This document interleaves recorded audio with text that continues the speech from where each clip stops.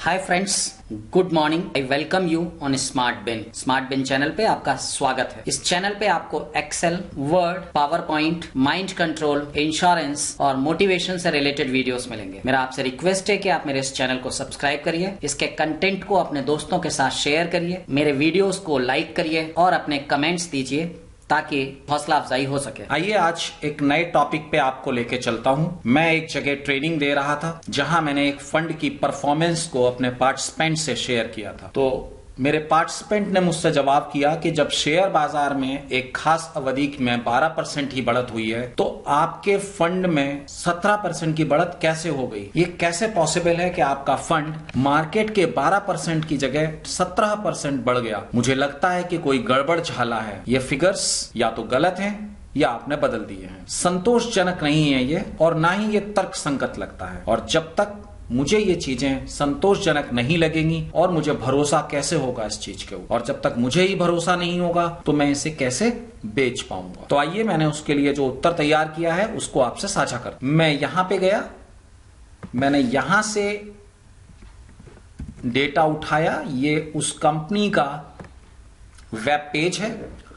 उस कंपनी ने अपने फंड परफॉर्मेंस के लिए एक आउटराइट पेज डेडिकेट किया हुआ है। यहां से मैं एनएवी रिटर्न कैलकुलेटर में गया और इस जगह से मैंने उनका एक प्रोडक्ट सेलेक्ट किया और इस प्रोडक्ट में से इक्विटी फंड लिया। कंपनी ने अपने पेज को बहुत अच्छे से बेहतर तरीके से मैनेज किया है। उन्होंने बोला कि अगर आप 3 महीने का रिटर्न देखना चाहते हैं, 6 महीने का रिटर्न देखना चाहते हैं, 1 साल का रिटर्न देखना चाहते हैं तो यहां पे क्लिक करके आप देख सकते हैं। पर मैंने डेटा रेंज सेलेक्ट किया। डेटा रेंज सेलेक्ट करने के पीछे मेरा ऑब्जेक्टिव था कि जब से यह फंड बना 10 नवंबर 2017 तक का डेटा मैंने लिया है। 10 नवंबर 2017 तक का डेटा लिया है। इसको मैंने जब यहां पे सबमिट बटन दबाया तो मेरे सामने जो चीज आई वो कुछ इस तरह की थी, और वो चीज थी कि इस फंड ने एब्सोल्यूट रिटर्न 761% का दिया है, पर हम बात करेंगे CAGR रिटर्न का, कंपाउंडेड एनुअलाइज्ड ग्रोथ रेट का, और इस फंड का CAGR 18.3229% है। जबकि इसी पीरियड में जो बेंचमार्क है हमारा वो 13.7786% ही बढ़ा। कंपनी ने यहां पर अपने फंड की इस पीरियड के दरमियान ग्रोथ दिखाई है, जिसमें 2 बार्स दिए गए हैं, एक ये बड़ा वाला बार ऊपर वाला और एक ये नीचे वाला। तो ये जो ऊपर वाला बार है ये इस कंपनी के फंड में, जो कि इक्विटी का फंड है, एब्सोल्यूट रिटर्न्स का बार है, और नीचे वाला बार बेंचमार्क का बार है। तो आप देखेंगे कि इस फंड की परफॉर्मेंस में लगातार एब्सोल्यूट एनएवी जो है वो मार्केट को बीट करती हुई आई है। अब मैंने क्या किया है, इस पूरे डेटा को उठा लिया है एक्सेल के फॉर्म में, जिसे मैं लेके आ गया हूं यहां पे। तो जनवरी 2005 10 से ये मार्केट शुरू हुआ था ये फंड, और हमने जनवरी 2005 के पहले वर्किंग डे की सेंसेक्स को उठा लिया। 2005 से 2017 तक का डेटा उठाया और सेंसेक्स उठा लिया हमने यहां से, और 1 साल से लेके अब तक 12 साल हो गए हैं। इस पूरे 12 साल के इंसिडेंट्स को हमने उठा लिया, यानी कि 1 ईयर रिटर्न उठा लिया, 2 ईयर रिटर्न उठा लिया, 3 year, 4 year, 5 year, 6 year, 7 year, 8 year, 9 year, 10 year, 11 year और 12 ईयर्स। इन 12 साल के रिटर्न्स को मैंने उठा लिया। नीचे जो ये दिया गया है, नीचे जो दिया हुआ है ये इसी 12 साल का है, यानी कि 2005 से लेके 2017 तक का जो समय था उसमें एनएवी ली गई है। यानी इस फंड की एनएवी 10 रुपए से बढ़ के 67 रुपए 61 पैसे हो गई 2017 के पहले वर्किंग डे में। और यहां पे भी मैंने रिटर्न बिल्कुल उसी पैटर्न पे निकाला है, 1 साल का, 2 साल का, 3 साल का, 4 साल का, 5 साल का, 6 साल, 7 साल, 8 साल, 9 साल, 10 साल, 11 साल और 12 साल का। अब ये रिटर्न हमारे पास जो हैं ये वाले रिटर्न्स हो गए सेंसेक्स के, यानी कि बेंचमार्क के, और ये रिटर्न हो गए इस फंड के। अब गौरतलब बात यह है जो मैं आपको विशेष रूप से दिखाना चाहता हूं, यहां पे मैंने क्या कैलकुलेट किया कि अगर 10 रुपए की एनएवी 18 रुपए आई तो 83% का रिटर्न आया। वहीं सेंसेक्स जो था वो 6679 से 9390 आया तो रिटर्न हुआ 41% का। यानी कि यहां पे अगर आप देखेंगे तो 83% ज्यादा है 41% से। अगर ऐसा हो तो एक साल के रिटर्न में इस जगह पे पी आ जाए, यानी कि पॉजिटिव रिटर्न्स के लिए पी आ जाए। ठीक ऐसा ही मैंने हर कॉलम के लिए कैलकुलेट किया हुआ है। गौरतलब बात यह है कि जब मैंने इन इंसिडेंट्स को देखा तो इस खाने के अंदर 1 साल के रिटर्न के इतने मौके, 2 साल के रिटर्न के इतने मौके, 3 साल के, 4 साल के, इन सब को जब मैंने काउंट किया तो ये लगभग 76 मौके पड़ रहे थे जब मैं इसको कैलकुलेट कर सकता हूं, इसके रिटर्न्स को विभिन्न पैरामीटर्स पे। तो मैंने देखा कि इन 76 मौकों में से 75 मौकों पे हमारी इस कंपनी के इक्विटी फंड ने मार्केट को बीट करके पॉजिटिव रिटर्न्स दिए। पर 3 मौके ऐसे थे, देखिए 2008 में 1 साल का रिटर्न मार्केट ने -51% दिया पर हमारा -53% था। यानी कि ये कंपनी का ये वाला इक्विटी फंड मार्केट से ज्यादा गिर गया। अगले साल ही अगर आप 2 साल का रिटर्न देखेंगे तो मार्केट -7% था और इस कंपनी का इक्विटी फंड -9% था। तो इस तरह से अगर आप देखेंगे तो 3 मौके रहे जब इस कंपनी के इक्विटी फंड ने नेगेटिव रिटर्न्स दिया। तो ये देखिए 3 मौके ऐसे हैं जब नेगेटिव रिटर्न्स दिया।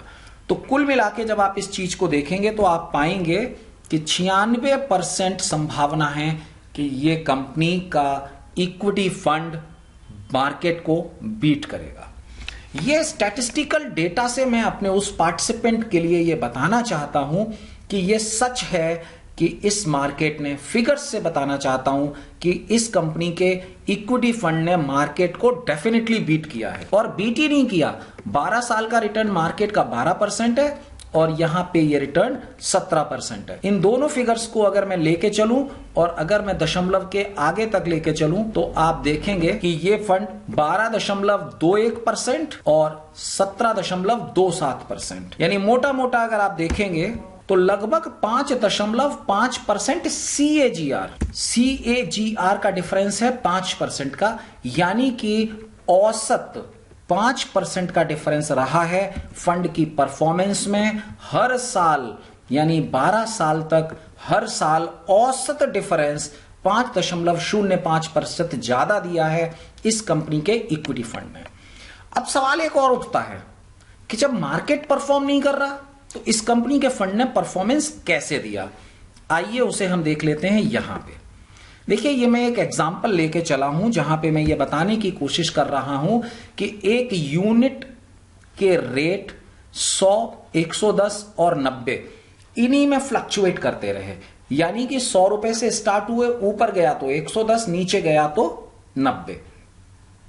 अलग अलग समय पे मेरे फंड मैनेजर ने इसमें 1000 रुपए का इन्वेस्टमेंट किया तो 10 यूनिट मेरे पास आई और मेरे फंड मैनेजर ने बाय किया।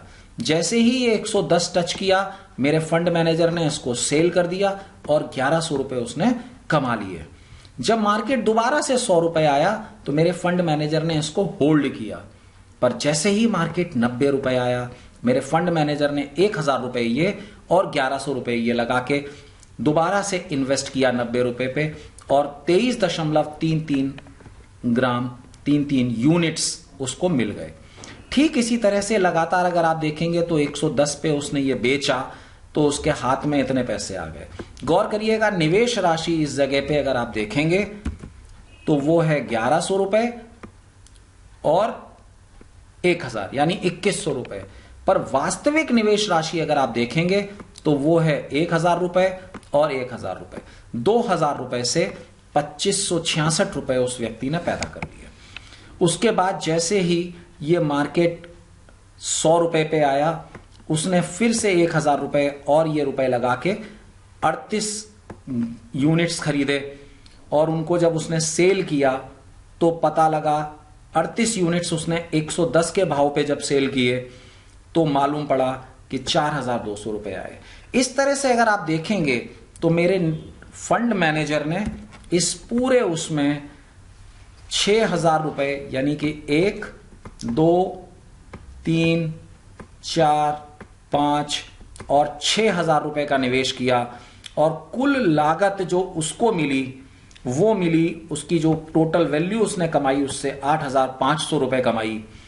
और इसको अगर आप स्टैटिस्टिकली अगर आप देखना चाहते हैं तो देखिए 6,000 रुपए लगाए, 8501 रुपए उसने पैदा किए, यानी कुल मिला के 26% का रिटर्न मेरे फंड मैनेजर ने मुझे दिया, जबकि माल उसने लास्ट में 90 रुपए पर बेचा, जबकि उसकी खरीद और शुरुआत जो निवेश की थी वो 100 रुपए से थी।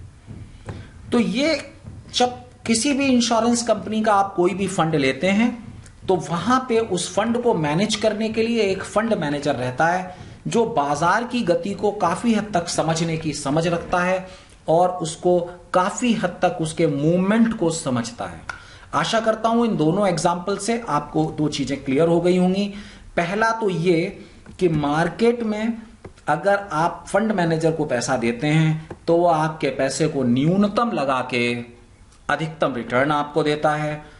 दूसरी चीज आपको जो क्लियर हो गई होगी वो ये कि समान समय अवधि के दरमियान एक कंपनी के इक्विटी फंड ने कहीं ज्यादा रिटर्न दिया है बाजार से, और ये सामर्थ्य फंड मैनेजर की परफॉर्मेंस नॉलेज पर डिपेंड करती है।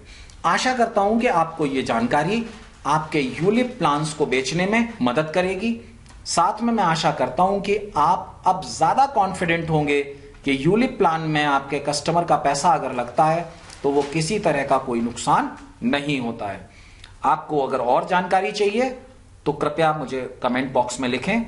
आज से एक सवाल आपसे पूछता हूं कि क्या आप अब से पहले इतना कॉन्फिडेंट थे कि इक्विटी को अगर आप बेचेंगे तो आपके कस्टमर को न केवल ग्रोथ मिलेगी बल्कि आपको भी और ज्यादा प्रोडक्ट बेचने में मदद मिलेगी। मेरे इस वीडियो को लाइक करिए, शेयर करिए, कमेंट करिए और चैनल को सब्सक्राइब करिए। ऐसी मेरी आपसे रिक्वेस्ट है। Thank you very much.